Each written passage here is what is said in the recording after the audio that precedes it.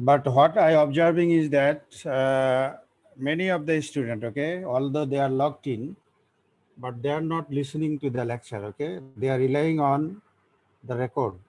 For this reason, I will make some another arrangement, okay. I will test whether they are listening or not.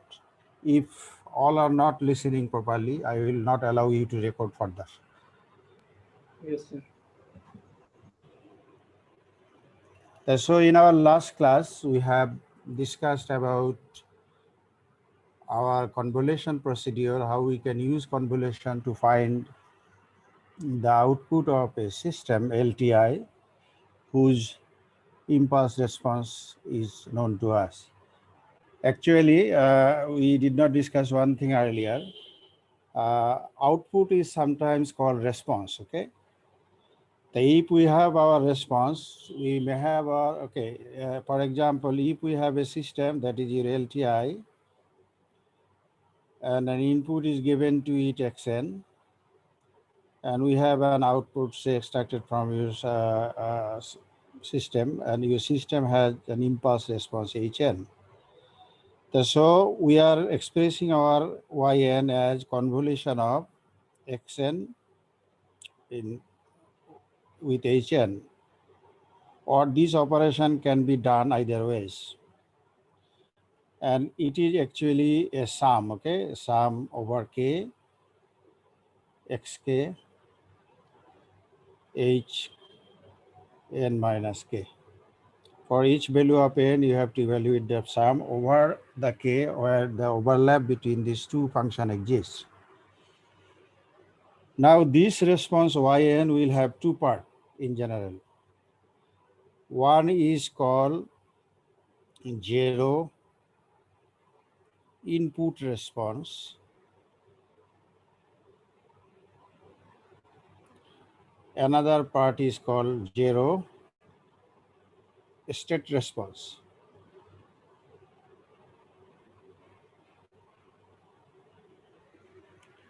Now we need to identify these two responses and what is their significance, okay? Let me use the whiteboard just to clear it out, then we'll again come back here.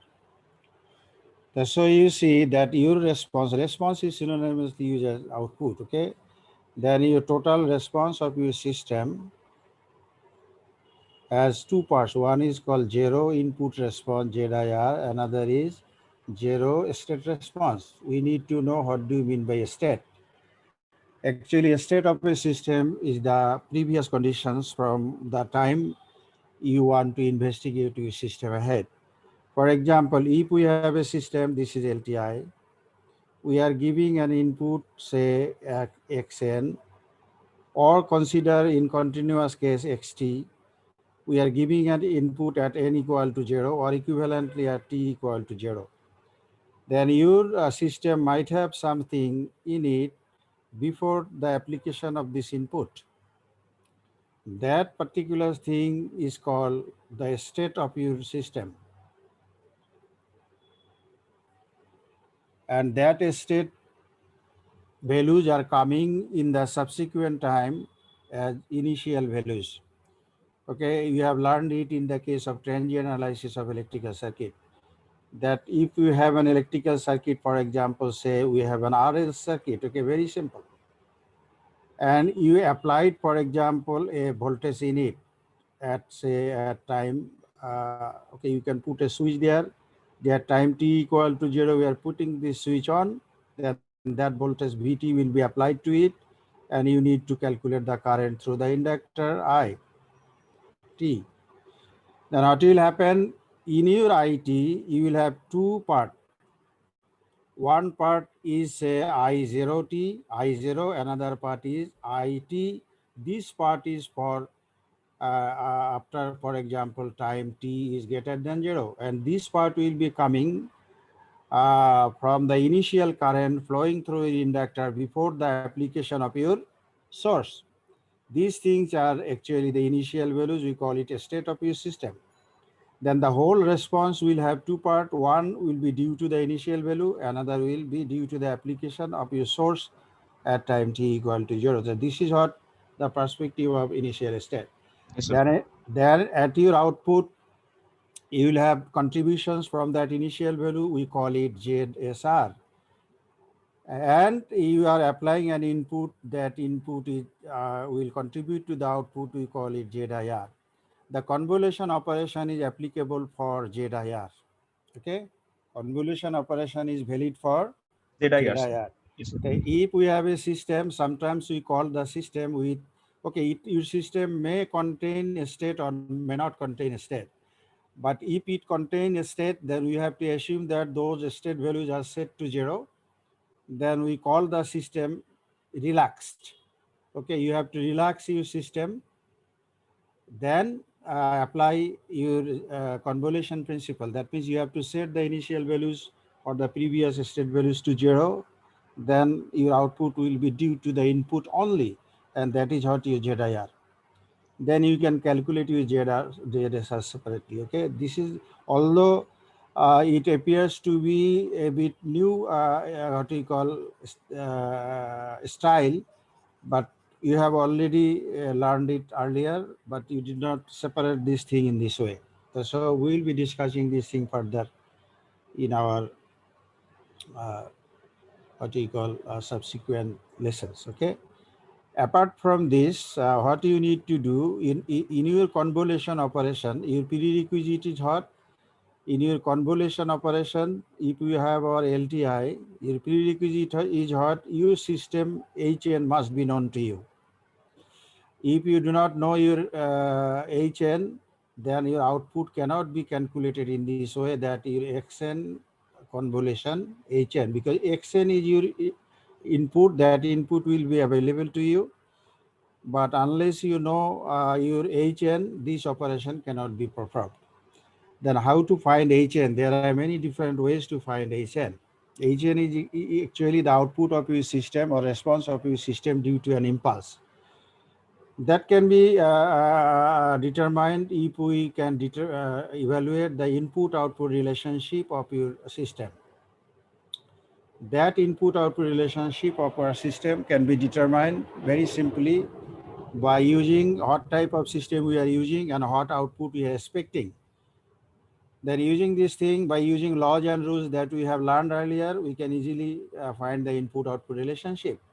In that input-output relationship, you replace your input, you replace the input by either delta n for discrete time case or for delta t for continuous time case to find your HN or ST, the impulse response of your system. Yes, sir. So the thing is that either your input-output relationship will be given to you, or you need to derive the input-output relationship to know or to evaluate the impulse response of your system mathematically. Okay. So that is what the prerequisite of using convolution in order to find the output of a system if for an arbitrary input. Okay. With this thing, let us start with this slide. Okay, I hope you can see it. Now you see that this is an example. It has been illustrated or explained in chapter 1. It is a multipath channel. That means you have a transmitter. You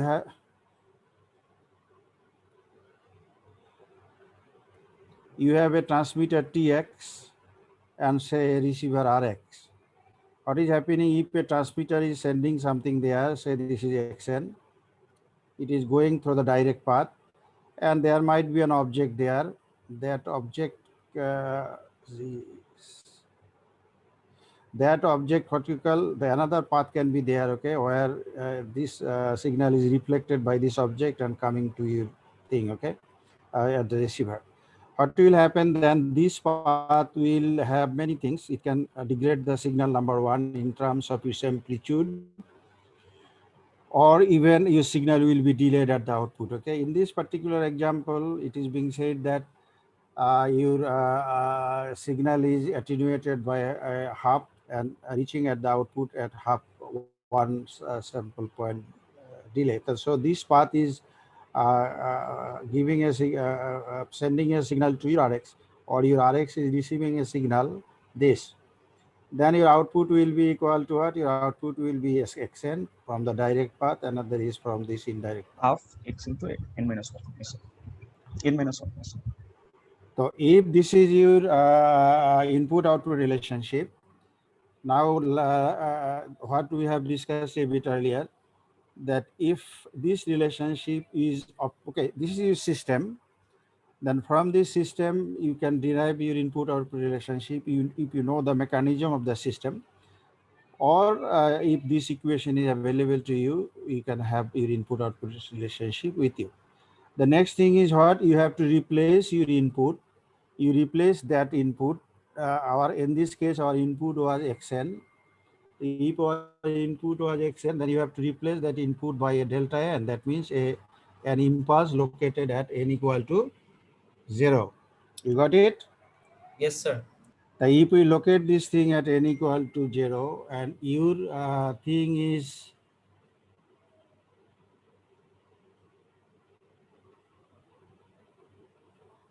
okay, your thing is that your input output relationship is there, then you simply replace your input by the impulse, then your output will be Hn. So in this sense, your Hn would be equal to what? Your Hn would be equal to delta n plus half delta n minus 1, isn't it? Yes, sir. You are replacing your input by delta n. This is the delayed version of your input.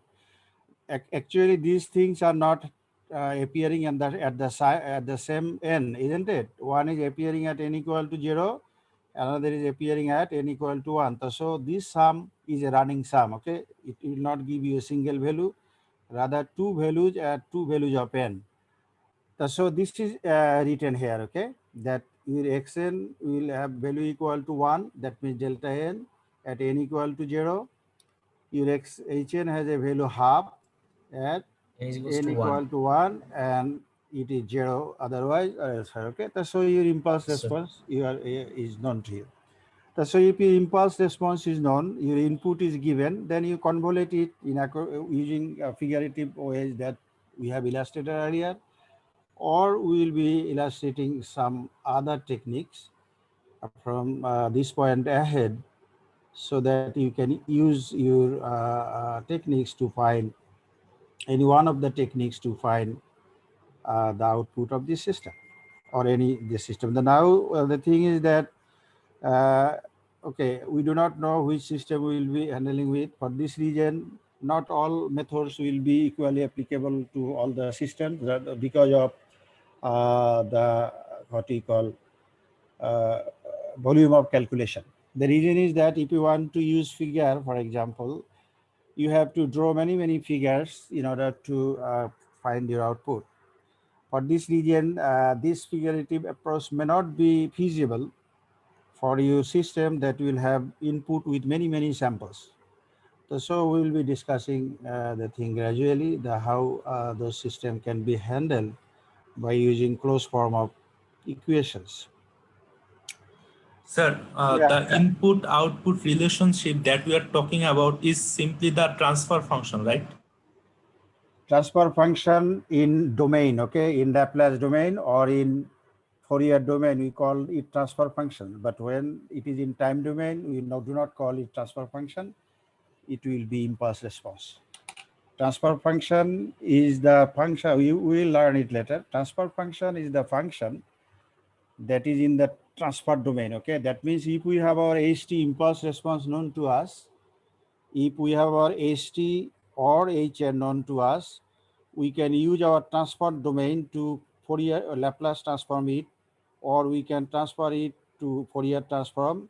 Then this function will call be transfer function, okay? Yes, sir.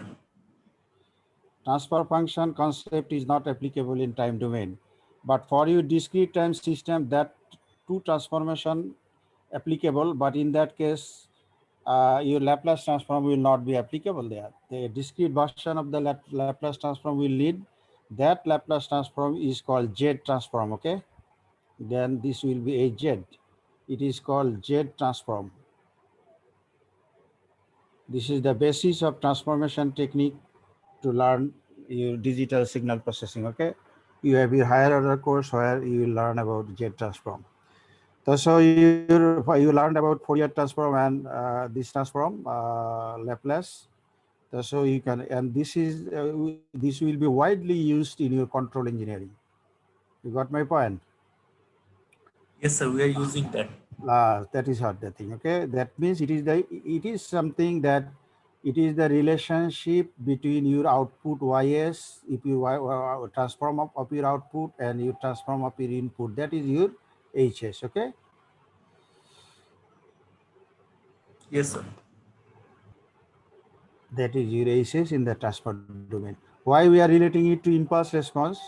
Can you have you learned it, the why we can relate it to with impulse? The reason is that very simple. Okay, although the ratio of the transformed input output to the transformed input is the transfer function, but in time domain you cannot write it in this way. That you have to be careful. Okay, for example, if someone will write it that st divided by xt is equal to st, this is not true. You got my point? Yes, sir. You cannot write this. This is impossible. So what is it actually that you have to understand why not possible? Because this input output relationship must be in the form of convolution, not a symbol division or multiplication. Okay, but this can be done in the transfer domain. In transfer domain, a convolution operation will appear as multiplication. That you know from your Fourier Laplace transform. Okay, that if you have a function fs, if you have a function fs, that fs in the Laplace domain, you can what you call, you can split it into two functions, f1s into f2s. Then you can find your Laplace inverse to find f1t. You can find Laplace inverse to find f2t. Then your ft would be equal to f1 convolution f2. Have not you learned it in your Laplace transform course? Yes, sir.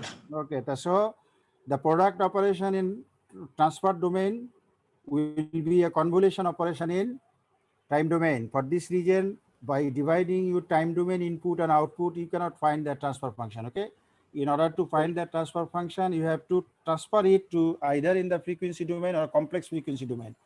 S domain is sometimes called complex frequency domain because S has a real part. S is equal to sigma plus j omega. J omega.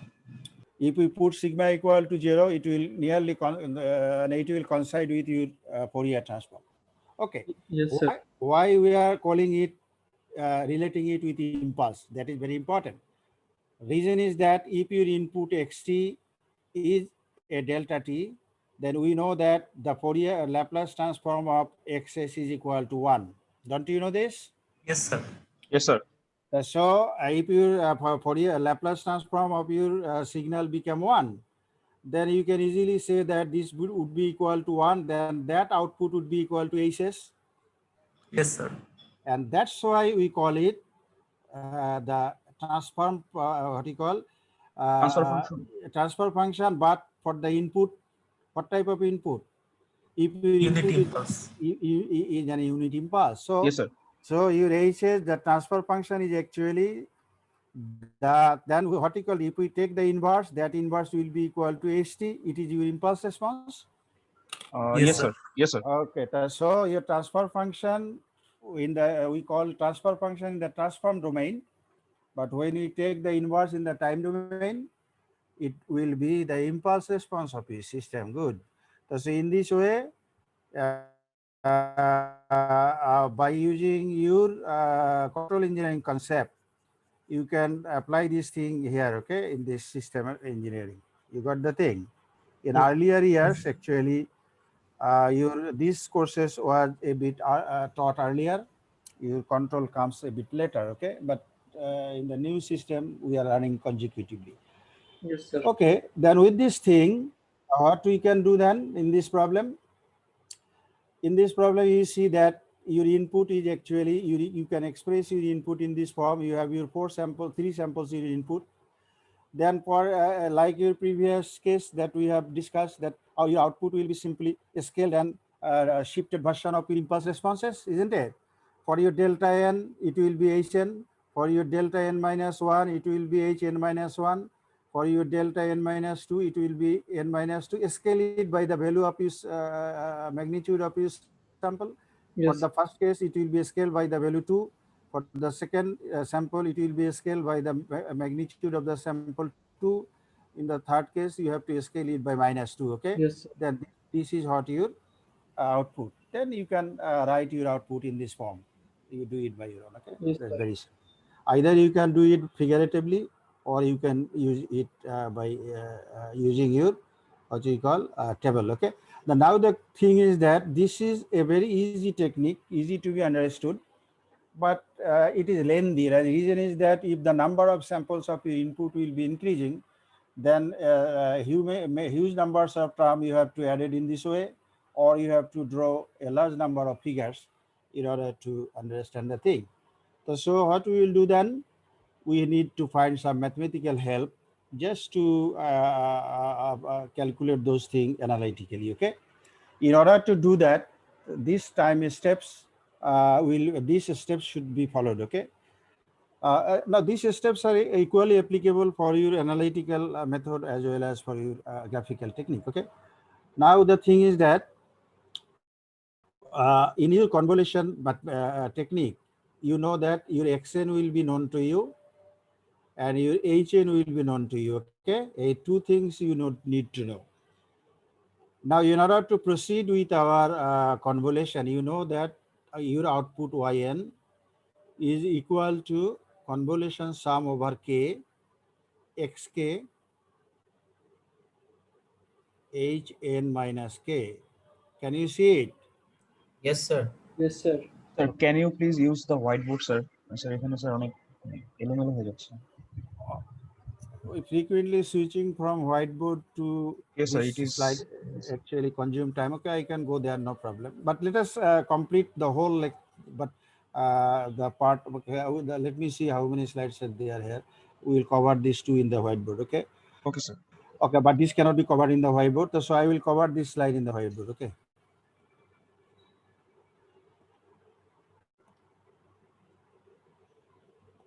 Very good. So in our thing, our discussion was what? That we need to evaluate this sum. Okay, yn is equal to sum over k xk hn minus k, isn't it? Yes, sir. Yes, sir. If we want to evaluate that sum, few things you have to consider. Okay, this is a product operation, isn't it? This Yes, sir. this is a product operation. So that product will have you non-zero value only when a common region exists there where both signal exist, isn't it? In all type sir. of multiplication operation, if because we are dealing with things that are not appearing at the same instant of time. Yes, sir. For this region, if there is no any overlap between these two signal, no output will be there. Okay, only you will have your output when your xk and hn minus k will have some region that are common. Now, how to proceed with? Okay, in order to proceed that, your xn will be given. From your xn, you prepare your xk by simply replace your n by k. Okay. Yes, sir. Now your hn will be given. You have to find. You have to prepare your hk. Okay, you replace your n by k. That preparation will not, for example, change the nature of your signal. Only the independent variable k will be replaced by independent variable N will replace by K. Yes, sir. is by k. Exactly. Very good. Now the next thing is what? Your xk is done. You need your hn minus k.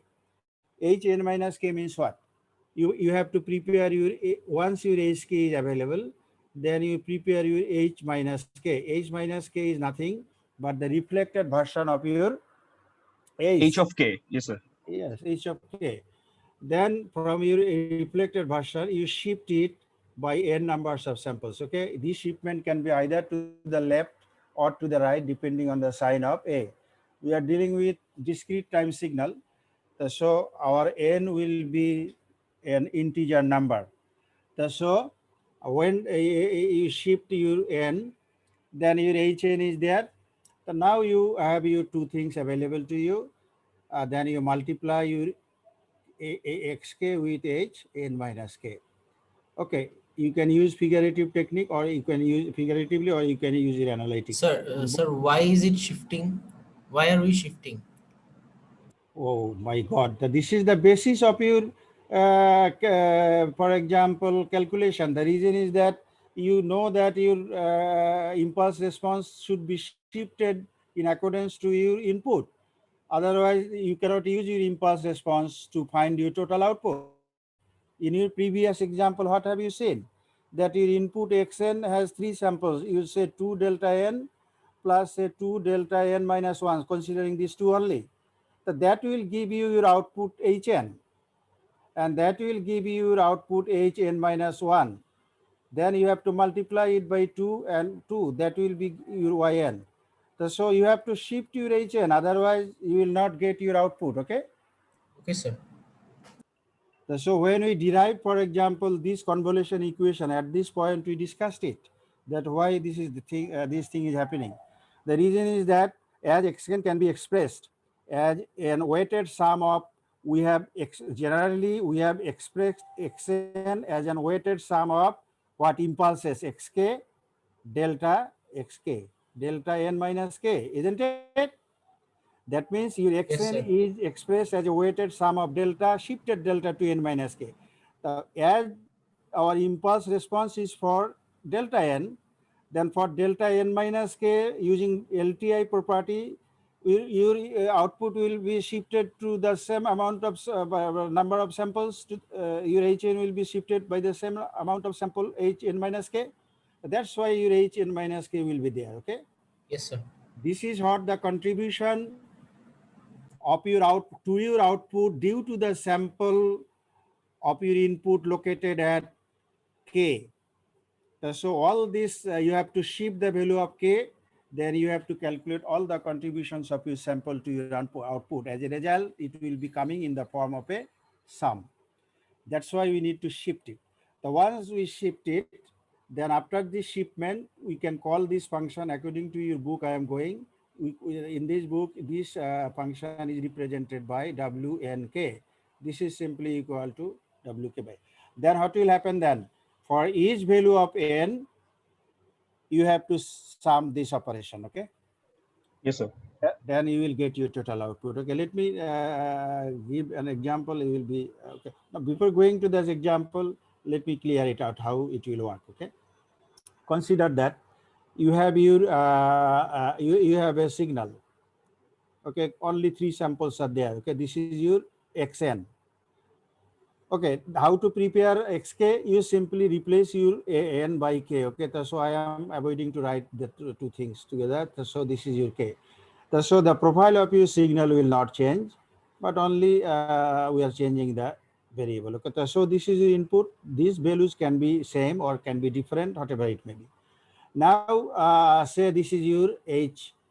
Your h is given in this way. Okay, consider the same type of h. Okay, we have your 2 samples only in your h. This is your hk, and this is k. This is your hk. The next thing is what? You have to reflect your h. Sir, HK with respect to y-axis. With respect to the vertical axis. Okay. Yes, sir. So this is your k. Then if we reflect it, that position of your signal at 0 will not change. So 0 will be coming there. That 1 will go to where? -1, isn't it? Yes, sir. So is it not your h minus k? Yes, sir. Okay, fine. Now consider that you are shifting the signal to the left by n numbers of samples. Okay. Okay. In general, what you can do, if okay, I am not doing the thing you, because this is not mathematics, simple figurative, what you call geometrical interpretation. Okay. Yes, sir. Consider that we are shifting this figure to the left. Okay. That means for negative values of n, shipment is going there. Our objective is what? We need to multiply this thing together. Okay. This figure is valid for n equal to 0, isn't it? Yes, sir. Then if your n is equal to 1, where it, n equal to -1, where will it go?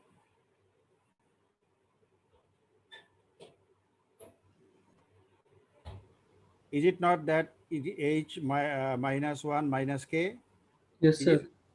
it okay? Yes, sir. Now let me draw another figure.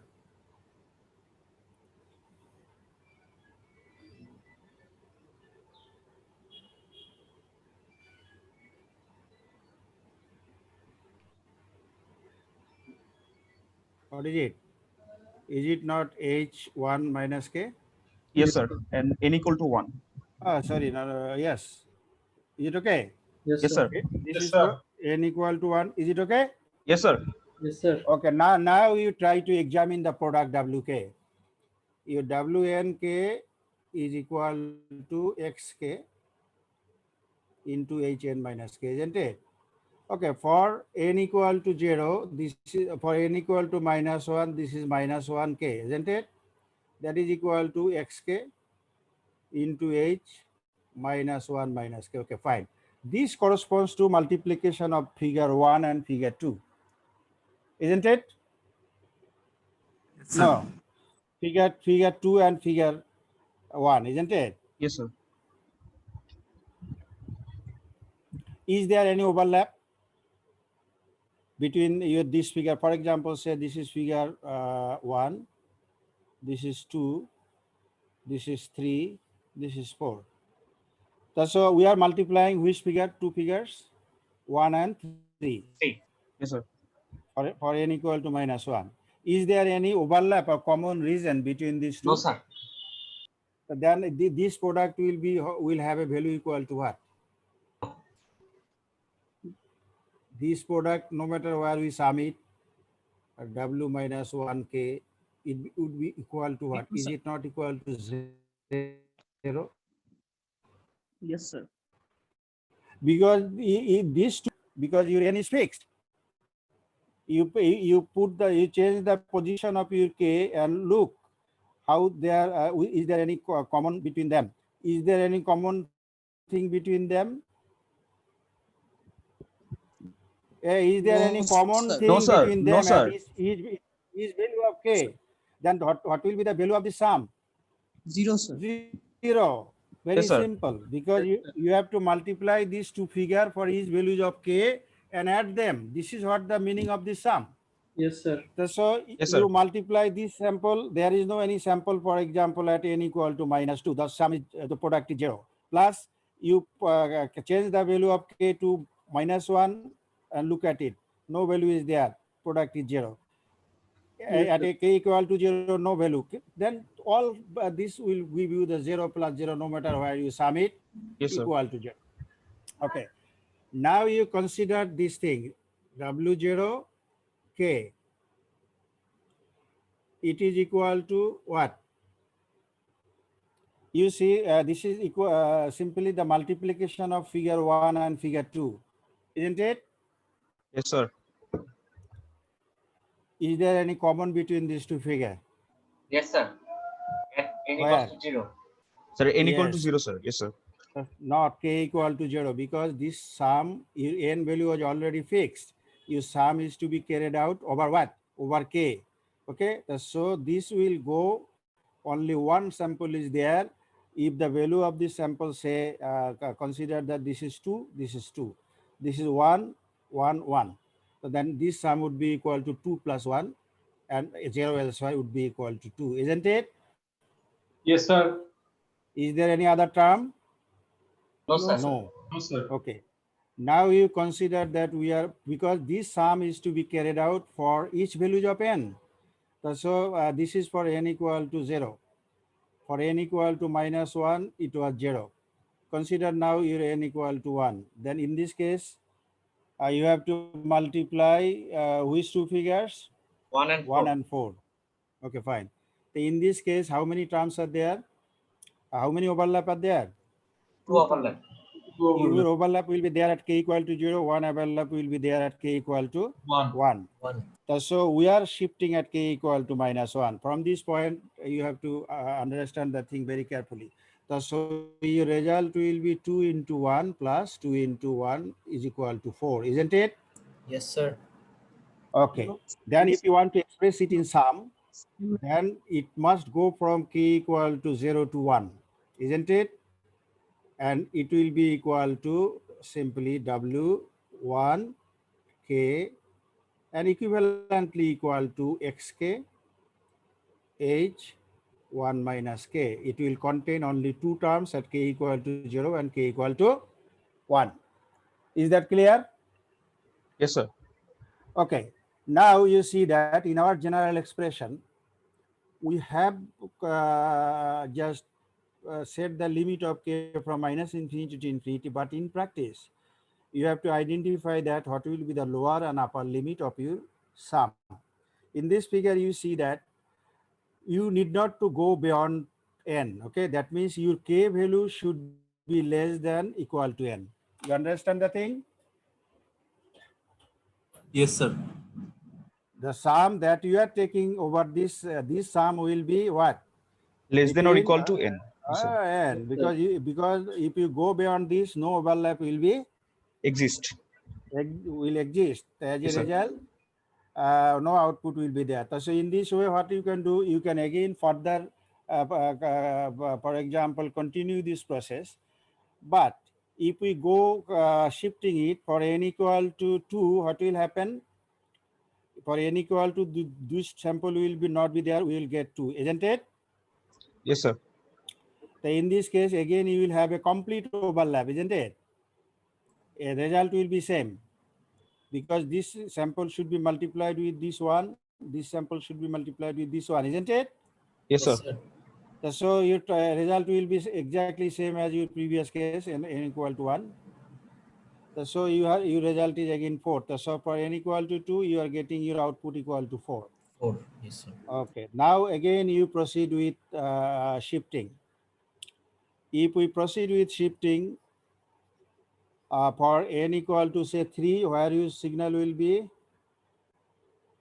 For n equal to 3, your 0 will go to 3. 0 will go to 3. And minus 1 will go to plus 2, isn't it? Yes, Yes, sir. sir. Then how many overlaps are there? Only one at n equal to 2, k equal to 2, and k equal to 2, isn't it? Yes, sir. So you are getting value for n equal to 2, you are getting value for n equal to 3. Now you further shift it. If we shift to n equal to 4, what will happen? Signal will Your go to 4. your 0 will go to 4, and your minus 1 will go to 3, isn't it? Yes, sir. Now, Yes, sir. is there any overlap? No, sir. No. So you need not to go there. So for n equal to 4, no output. So you can easily say that your input has 3 samples, your impulse response has 2 samples. Now your output has how many samples? For n equal to minus, no output, isn't it? Yes, For sir. n equal to 0, you are getting an output. For n equal to 0, you are getting an output. For n equal to 1, you are getting an output. For n equal to 2, getting output. For n equal to 3, getting output, isn't it? Yes, sir. Yes, sir. Yes, sir. So you are getting an output. That output is equal to, is broadened actually, isn't it? The output is broadened. It is in compared with your input. Okay, this is because of this finite duration of impulse response. In a sense, what you can say that if we have an impulse response of a system with finite duration, then that duration will be added with your input signal duration. As a result, the output will be broadened. Okay, so you see that this 3 sample output become this is correct. For n equal to 0, we have our input. Okay, output. For n equal to 1, we have our output. For n equal to 2, we have our output. For n equal to 4, we don't have our output. Okay, so in this way, you can justify it and generalize it. This is very simple approach of finding the impulse response. But Yes, with sir. this thing, I will be dealing with another very important concept that you have to be very careful about. You have to understand it. Okay, the reason is that This concept will be applicable in many of our purposes in control engineering as well as our signal processing. Yes, sir. Okay, you see that. Let us consider that we eliminated one sample. Okay, say this sample is eliminated. As a result, we don't have this sample. Now you consider that what will be the output? Can you identify that only your input contain your impulse response contain an impulse only with amplitude equal to 2 or 3 or whatever it may be. Okay, let me just write this thing there. Now it's considered that we have an input xn and we are getting an output say yn. Your impulse response is an impulse. Hn is equal to delta n. You understand this thing? Yes, sir. That our input, this is your n, and here this is your hn. Okay, only one, for example, sample exists and it is an impulse as an impulse response of your system. That means the impulse response of your system is an impulse. Then your output would be equal to what? Output equal to input convolution impulse response hn is equivalent to equal to xn convolution delta n, isn't it? Yes. Yes, sir.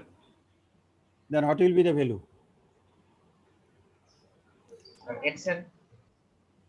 Exactly. You verify it by your own. So it will simply be xn. So convoluting a function with the impulse response is the function itself. It is true for your continuous function as well as it is true for a discrete time function. Okay, it would Yes, sir. be equal to xt. And we have also learned it from our signal general perspective. This will be the invertible system. Okay, if we have an invertible system, that your input will be, output will be again equal to input. So that invertible system must have the transfer impulse response. That impulse response should be an impulse. Okay. But another issue related to this belongs to the properties of impulse function. For example, say your delta n is shifted by a number n0, either to the left or to the right, depending on the size of n0. Then if we convolute, for example, this xn with n minus n0, this will cause your signal to be shifted at the location by the n0 number of samples. Okay, unfortunately, I have a problem. My electricity is gone. Hello, sir. Can you hear me? Yes, sir. We can hear Yes, you, sir. sir. Yes, sir. We can hear. Okay, then I have to switch to Mobile my laptop power. I don't know whether the tab will be responding to this power or not. If not available, then okay. Sir, your drawing tablet Okay. is connected to laptop, right? Okay, yeah, now I am shifted. I connected to the USB because, but battery is not that good. It might not survive for long. Okay, Okay, sir. Continue, sir. but now you can see it. Yes, Yes, sir. We can see it, sir. Okay, fine. So this is actually true for your discrete time, continuous time signals also. Okay, if we convolute with a shifted version of your delta 0, then your signal will be shifted in this way. Now, this signal can have any value, okay? Even a delta can be the signal. So, for example, if your signal is delta t, delta n, then this will be delta n, okay? As simple as this. That means any signal, you can generalize this thing, that any signal, it can be delta n or any other value, is convoluted with a shifted delta, that signal will be shifted by n0 numbers of samples in this way, okay? So Yes. this will be helpful in calculating our convolution sum in analytical manner, okay? So with this thing, let us go back to the, what we call, slides. Sir, you are mainly following the Heiken book, right, sir? Sorry? You are mainly following the Huygens book, right? Oh yeah, Huygens book that I have told you earlier. Yes, That sir. we will be following only one text. Yes, sir. But if you cannot, but other text will be needed to enrich your understanding. But when I discuss something, there might be something in it that may not be confined to a single text. Okay, Yes, sir. that's why we need a lecture. Yes, sir. Yes, sir. So that is what the tabular form. You will not find this tabular form in your Huygens book. So I have collected it from or learned it from other texts. Okay, if you have this book, BP Lathy's book there, you will find this thing there, or in Oppenheim's book, you will find this thing there. Okay, but they are put in matrix form. But you can put, even you can devise your own way to evaluate this sum. No problem. Yes. Now, the whole process that we have discussed earlier, rather than drawing the figure, you can use this table that will replace all these figures. Okay, each column, each row corresponds to a figure. Each row corresponds to a figure, and columns are the k values. Okay. Now consider that we have two signals there. One is your xk, another is hk. Your hk has two samples at k equal to -1. Your hk has two samples. Okay, your xk has three samples at k equal to where at 1, at k equal to 0, k equal to 1, k equal to 2, k equal to -3. Okay, 4 samples are there. Now your hk has three samples at n equal to -1 and two samples at n equal to 1. Now next thing is what? In accordance to our procedure, we have to flip our signal hk. If we flip our signal hk, you see that this signal is symmetric. Is it not symmetric? Yes, sir. You have a value at n equal to -1. You have a value at n equal to with 1. same value. Okay. Yes, sir. If we flip it, then position will not change. Okay. So this is the flip version of your signal. Original signal. This is a flip version of your signal. Okay. Next thing is what? You have to shift your h to the left and gradually go to the right. Okay. So we are shifting, say, two samples, n equal to -2. This is that row. And you look at, okay, you just examine that whether this row, that or first row has any, this yellow portion has any overlap or not. Is there any overlap? No, sir. So then what will happen? Your output will be 0. Yes, sir. Yes, sir. Then you gradually move your window to the right. Just we are again moving to the window to the right by just proceeding one sample ahead. Yes, N, sir. n equal to -1. Is there any overlap then? Yes, sir. One overlap. That overlap product will be equal to what? 1 multiplied by 2 equal to 2. Isn't that? Isn't that? Yes, sir. So this is 2. Now you further shift it, n equal to 0. Then how many overlaps are there? You have two overlap, 1, 0, 2, and 2. So your sum will have two terms. 1 into 0 plus 2 into 2 equal to 4. Yes, sir. Then you again go one sample ahead. You will have three overlap. One is 1 into 2 plus 2 into 0 plus 2 into 0 equal to 2. Then again you proceed further. Then you will have again overlap. One term is 2 into 2, 2 into 2, 0 into 0, minus 1 into 2. 2 minus 2 equal to 4 minus 2, sir. Yes, sir. no, yeah, 4 minus 2 equal to 2. Okay. Is that clear? Yes, sir. So now you again shift it. You have your two overlap. 2 into 2, 2 into 0, 0 into minus 1, 2 0, sir. into 2, because I have a headache. Okay, I cannot see it clearly. 2 into 0, sir. 0. 0. 0 into minus 1. Minus 1, sir. 0, sir. 0. Yes, sir. Then for n equal to 4, you see that it will 2 into be minus equal, 1. 2 Minus 2, sir. Yeah. 4 into minus 4. 2 minus 4. No, 2 into minus 1. Okay. Yes, So sir. this- Yes, then sir. for n equal to 5, no overlap. So you see that you can easily see again, you see your output is broadened, and you can find the output in this way in the tabular form. So this is simple representation of the figures that you have drawn earlier. Okay. So this is the thing, but this method is simple, but a bit inconvenient in the sense that if your number of samples will be very huge, then this figure will be very complicated. Okay. So you need some analytical technique to do that. So we'll be discussing this thing from this time ahead. Now, this thing can again be calculated by using what we call the convolution properties of your impulse that we have discussed a bit earlier. Okay, your input is expressed in this form: xn equal to delta n plus 2 delta n minus 1 minus delta n minus 3. And your Hn equal to 2 delta n plus 1 plus 2 delta n minus 1. That means two samples are there at n equal to minus 1 and n equal to 1. Then if we convolute them, mathematically this convolution is the convolution of these two functions, isn't it? Yes, sir. Yes, sir. So these two convolution operation, this is your first xn, this is your hn. If we convolute them, you can easily convolute them.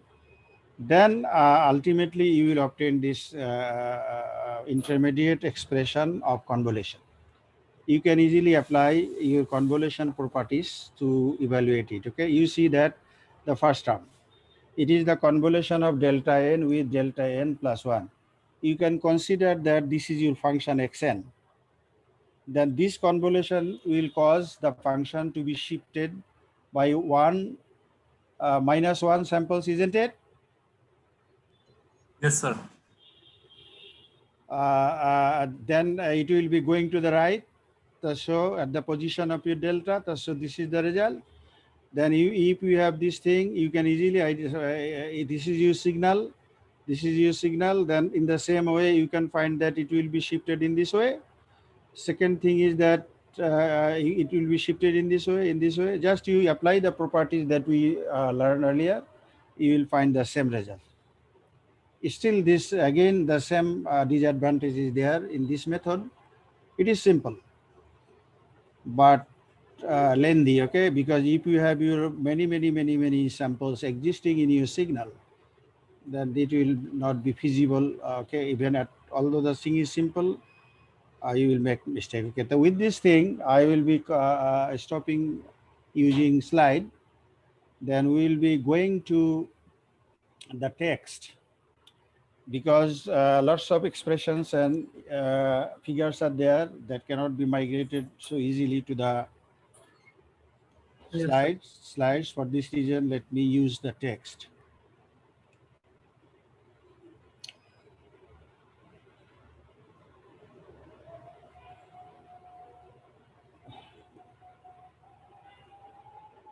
I shared it, probably you can see it.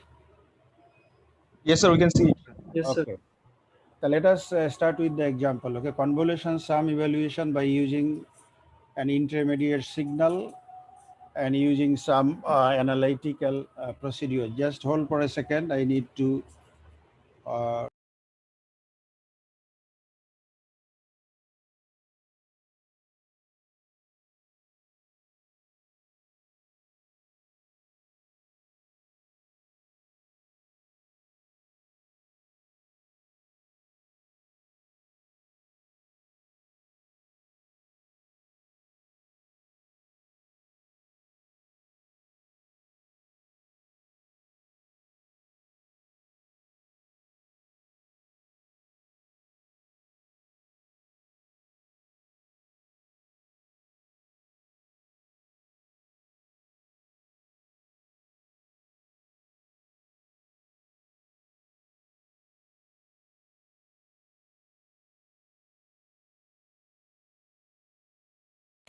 Hello, sir. Are you there?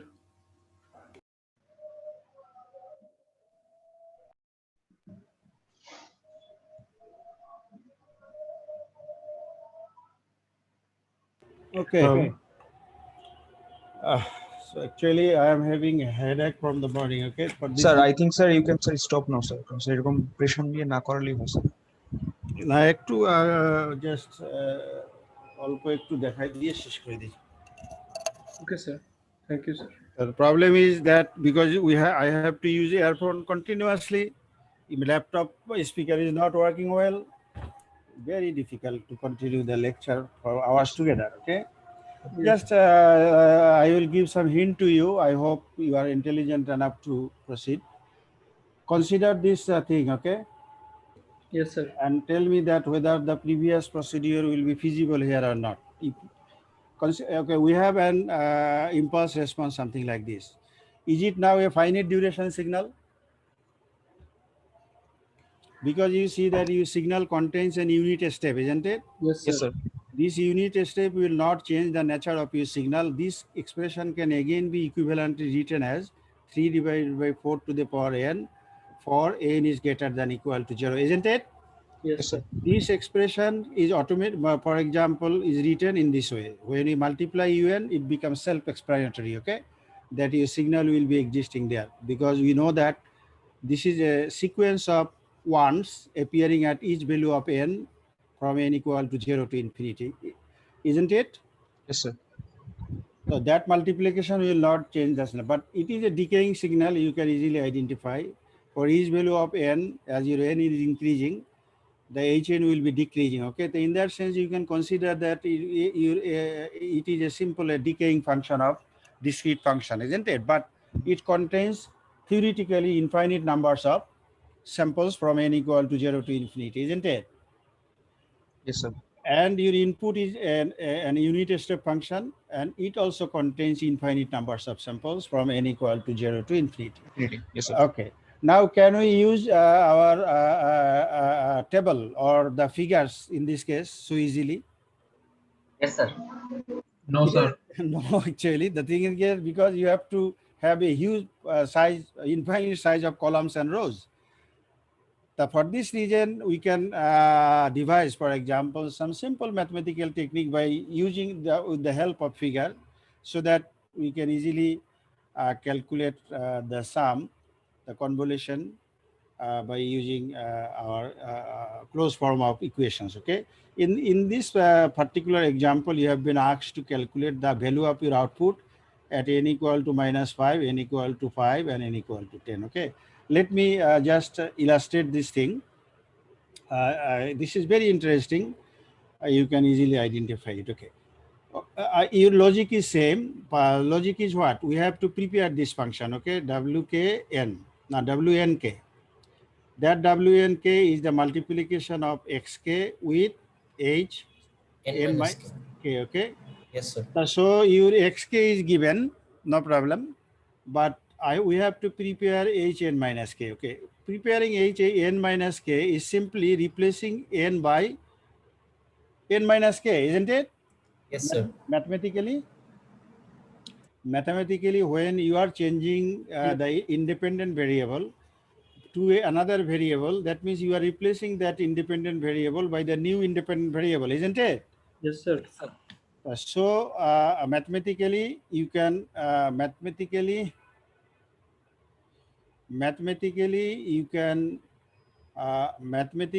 you can write this thing in this way. Mathematically this is this, isn't it? Yes, You sir. replace your n by n minus k. Now the question is what? Question is where is your u? U is not there. Instead of u, you see that an inequality is placed there Yes, sir. for n. That determines that we do not need n. The reason is that if we change n to un minus k, what does it mean? It means that it has a value for equal to 1 for k is less than equal to k and equal to 0 elsewhere, isn't it? Yes, sir. That means this value equal to actually 1. So if we write the thing in this way, that we do not need this then. You got the point? Yes, sir. Why we do not need it? Because its value equal to 1 for k is less than equal to n. Yes, sir. So if this is 1 is placed there, and we write that this expression is valid for k is less than equal to n, then we do not need this to be there. Okay, Yes, sir. it becomes a redundant thing there. Okay, Yes, sir. so our HN is prepared. Next thing is what? You have to multiply that H with xk, isn't Yes, it? Yes, sir. Okay, very good. Then look at this figure, because we are taking the help of the figure, but at one stage you will not need it. Okay. Is it not your xk, because your xn was equal to what? Un. Yes, sir. We said that we have to prepare our xk by simply replacing our n by k. That's why this was an unit step, and your xk will also be a unit step. Yes, sir.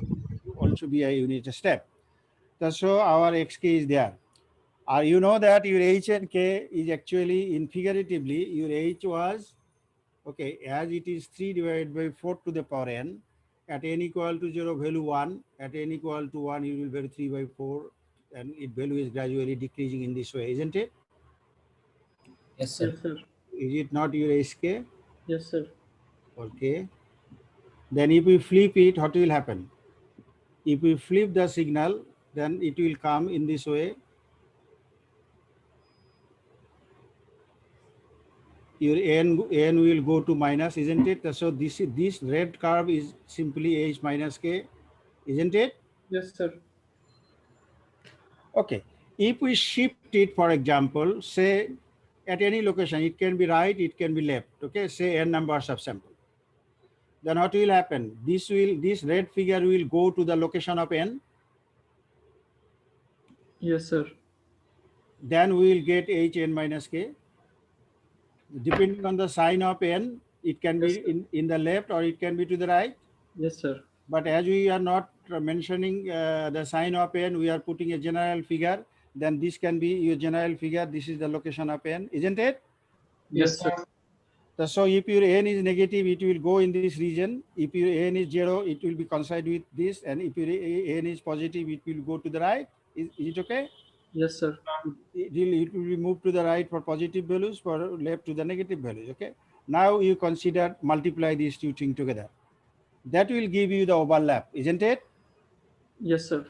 Okay, fine. That function is equal to wk, not wn k.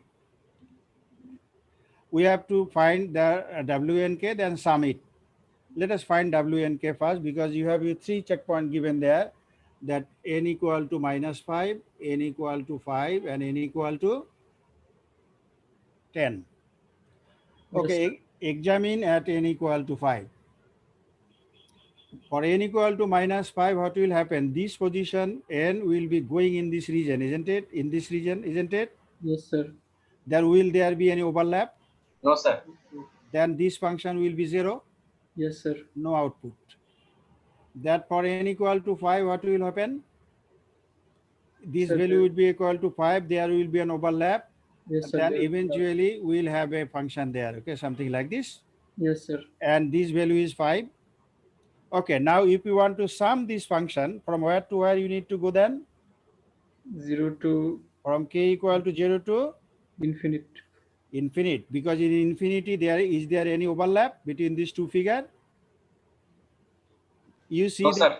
you see that this quantity is existing for a value k is less than equal to n.